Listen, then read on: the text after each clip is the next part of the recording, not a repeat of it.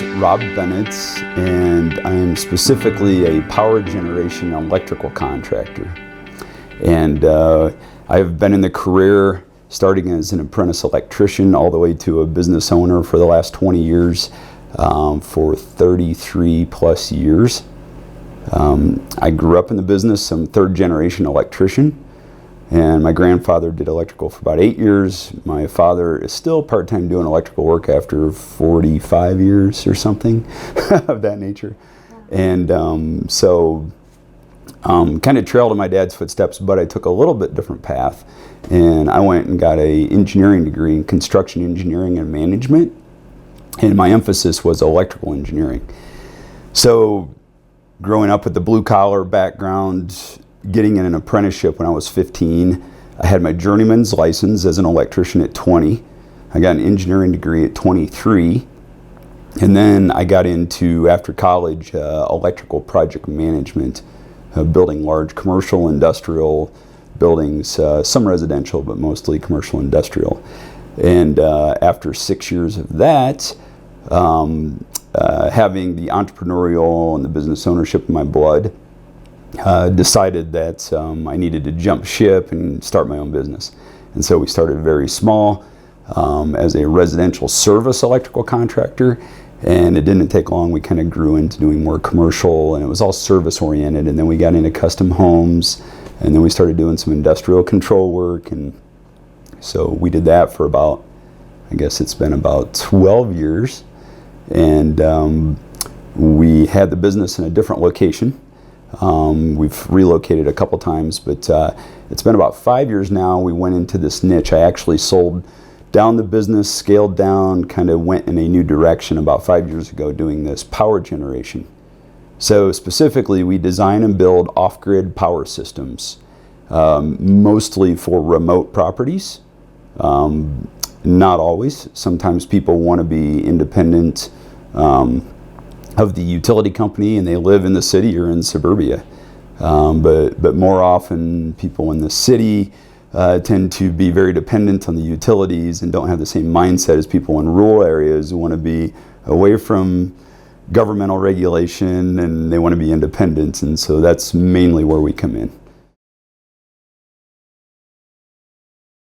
I mean, like anything, like building a home or building, the foundation is important, right? If your foundation isn't good, it's going to fall down. Most of the that 15 to 18 year age category in the apprenticeship, I wasn't in a formal program. A lot of students today are guys and gals that want to get into the trade, the electrical trade. They go into a formal 4-year apprenticeship program. But most of my training there was on-the-job training. For my dad and many individuals that worked for his company.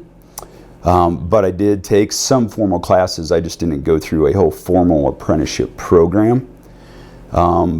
Today, there's really 2 organizations that offer apprenticeship programs. One of them is called the IEC, Independent Electrical Contractors Association. And that's mainly geared towards merit shops or non-union shops. And then there's the IBEW, International Brotherhood of Electrical Workers, which is mainly geared towards union-affiliated workers, and they have an apprenticeship program. So both of those essentially do the same thing, and you end up with the education that the state requires, and then you also have to have X amount of hours, depending if you're just going to be a residential wireman or if you're going to go on and get your journeyman's with the state of Colorado. But personality-wise, you got to be a critical thinker. You've got to have fine motor skills, good math skills as far as thinking on the fly with measuring and that kind of thing. Driven, you can't just let things happen. When you're building with your hands and your mind, and you're actually taking nothing and you're building something that actually functions and does does work for someone or something. You've got to be a driven individual. So you got to be, I wouldn't say necessarily an A personality, but you just need to be self-motivated and want to learn and want to work hard. It's physically very demanding. Someone that's not easily offended. In the construction industry, things can be a little, I don't know, say rough around the edges, but just people are very real and grounded out there in the field, and colorful, if you will, but yet they're there to get a job done. And you know, most people take it serious. Every industry has their people that come and go. A lot of construction related industry folks have been in the trade multiple generations, but we're seeing more new, and that's what we're trying to promote, and that's one of the reasons I wanted to help you with this, is I want younger generation that may not necessarily be geared towards a formal four-year college education can go in this trade school direction, and ultimately, and I know we're going to get to this, but ultimately can end up making a lot more money than even what they did if money is a driving factor, which, you know, we all work for a reason. I mean, we work because we like it, but we also work because we earn a good living. So.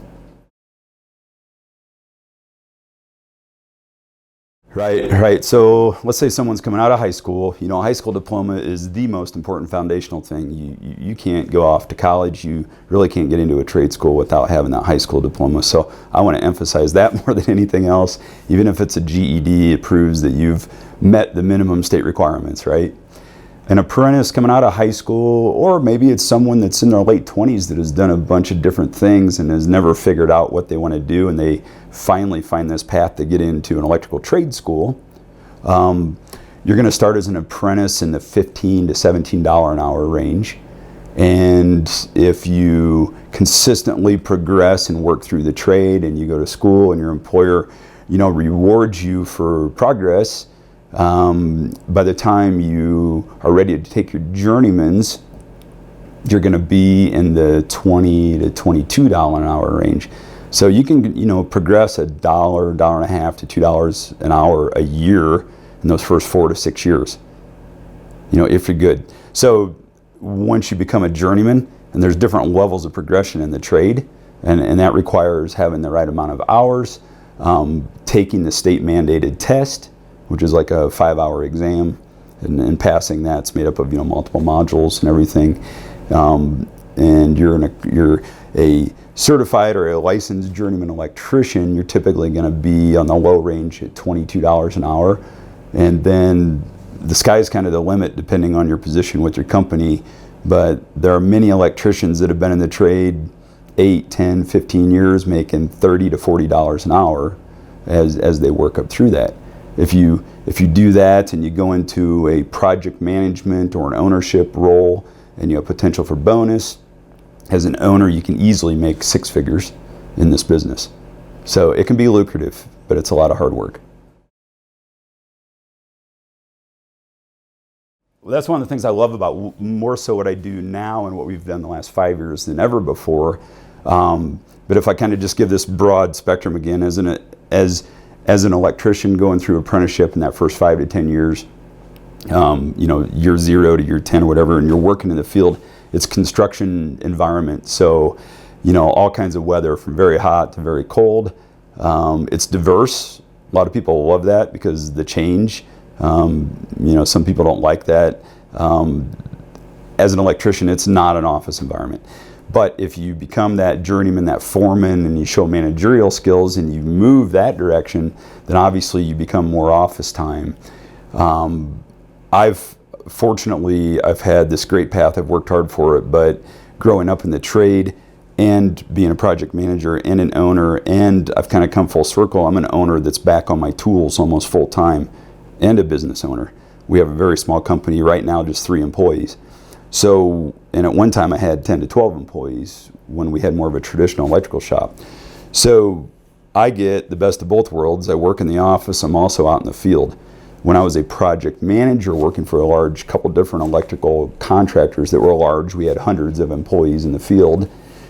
I had an office, but I also got out in the field managing, but not necessarily on my tools. So there's different aspects of the business. If you're an estimator, you might go to pre-job walks if you're doing a remodel and look at a building with other management type personnel and then go back to your office. But the majority of your time you're at a computer doing estimating work or CAD work. I forgot to mention that.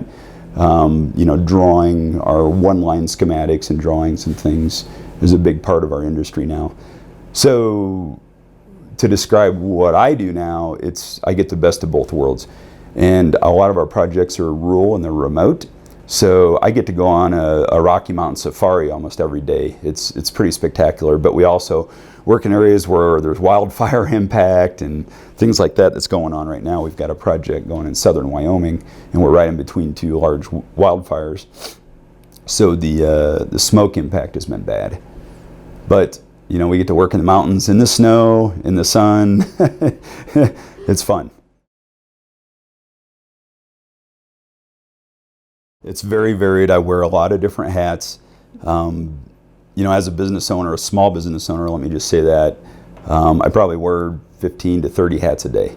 So it keeps life interesting. I've already this morning have done project management, coordination, materials procurement, some accounting work. And here I am helping my daughter's friend with her project. So it's, and that's one of the beauties if you progress through a trade in a career as this. You can get to an ownership level where you can kind of set your own schedule. And I know I'm probably skipping ahead a little bit, but you were asking something about compatibility with family life. There have been times over the last 20 plus years of having my own shop and being an owner that I've struggled with spending enough time with the family. But we seem to have, I won't say fixed that, but have gotten balanced, and that we make time and I allocate time and I'm intentional about spending time with family versus the business, because the work is always there. So, you know, if you're not sure about if you're going to have work or not, this is an excellent trade to get into, because people always need electrical. Even if you go the maintenance, that's another niche. Some guys do nothing but electrical maintenance and service work, and it's excellent.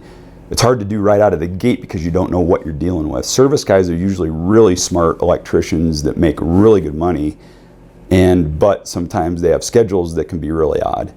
You know, if there's an emergency on a Saturday night at 10 o'clock, you might be on an industrial site until 3 in the morning or something. So there's that going. But as a business owner and where I'm at now, it's not all roses, if you will, but I do have the ability to set my intentional schedule to do the things that I want to do outside of work. You know, the biggest thing, and this is in no way trying to be a deterrent, because it's a positive and a negative in the trade. When you get into a trade, it's very physical. And so you don't see a lot of obese people in the trade, men or women. I do know maybe 5% of electricians out there or less are women. That's probably kind of high. It's probably less than that. But I have known some over the years. They're all rock bodies. They're all tough. They're in shape. They're not obese. And most men and most aspects of the trade are the same. So one big benefit is it's physical and it keeps you in shape. But the drawback can be you do a lot of repetitive motion type things that you have to balance yourself with doing other things so that you're holistic in your balance in your body. And as a consequence, a lot of us have back issues because of what we do. So we have to do things to counter that. So that is one thing that I've been challenged with over the years. I'm basically a career chiropractor, physical therapist, but I also stretch and work out on my own. I still ski, I still hike, and do those things that I love to do outdoors. So that is a challenge. And the other big challenge in the trade, and it's like any occupation that you're working with people, you know, it's very much a team environment. Even in a small shop, you know, we have vendors, distributors, we have obviously the clients, we have utilities, we have inspectors, we have all these people we have to make happy, and they're all part of our team to get the job done. So communication skills is so important. And I've seen the guys in the trade that excel, whether they stay working for someone or they go on their own, it's the ones that have the best communication skills. The technical skills can be learned, but the communication, you know, skills, that obviously can be learned too, but that kind of goes back to that personality thing. And if you're a passive or non-communicative type person, you're probably going to struggle with this type of industry. I think right now more than ever, I love building off-grid power systems. I meet some very unique people. I like that. From very wealthy to honestly poverty-stricken people that are very independent, and it's almost a ministry in a way that I get to touch these people's lives and help them, because having electricity in your home is an essential service. It's an essential need. We really can't live without it in our modern day. So that's very rewarding for me in the job, to be able to provide that service and to give people that autonomy away from having to depend on a utility company. But we also work for people like especially Grid Solar that are also dependent on a utility, but it gives them some freedom to be able to produce their own energy and sell that back to the utility. And it's a small percentage of what we do. We don't focus on that aspect of the business, but that also is a rewarding thing to know you're producing your own electricity and we're providing that for people. The other aspect is where I work, the remoteness. Some people don't like to travel for work and they want to stay in their little bubble. We love traveling. I mean, me and the few employees that I have, I've been able to find ones that love that same thing. So we get out in the beautiful Rocky Mountains, or we're on the prairie, but just the nature and the environment is excellent.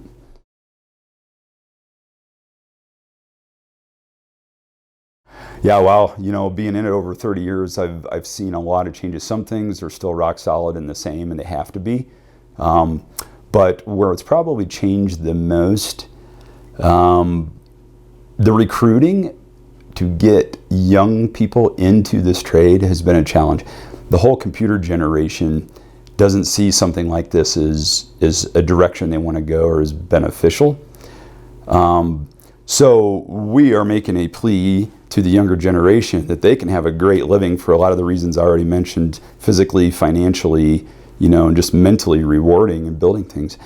And it's become more technical. So there are some things about the trade that has attracted some of the younger generation. Lighting controls, automation, datacom, the whole Internet of Things aspect of everything that we do is all integrated. And then we specifically get into like the niche we do in power generation. We call it microelectronics or power electronics. It is so high tech and so sophisticated. So we go from digging trenches and putting conduit and playing in the dirt at one aspect of the job, all the way to I have a laptop and I'm programming my inverter. Like in a typical off-grid, we have over 600 set points that we can tweak and we monitor and maintain. So it's another aspect of our business is we monitor after the system's up and running and people are using. Takes a lot of technical analysis and just delineation of problem solving. So the industry as a whole has gotten much more high tech. We still have to use our foundational power things that we do, but the way we control things in the use of internet is just amazing, from lighting to power to datacom and everything in between. The biggest thing is I have a college education. I think our daughter's going to have a college education. My wife does. But I know many people that have been successful going the vocational school route. And I just want whoever's watching this to know that you don't have to just go to college, and you don't even just have to go to a vocational school, but higher education, continually education. That's one thing I didn't mention. I'm 48, going to be 49 here shortly. I've been in this trade since I was 15. I learn something new almost every day in this trade. So it's a continual learning path. So if you want something that's rewarding like that, and you're continually challenging yourself, our code book has a new cycle comes out every 3 years. And we have to go to, the state requires continuing education training or we lose our licensing. So there's some mandated stuff. But if you're into the aspects of what we do in the trade, you continually educate yourself, and that's the best way to grow. But that's very rewarding. So if you're after something like that, that's the biggest piece of advice I could say is get into this.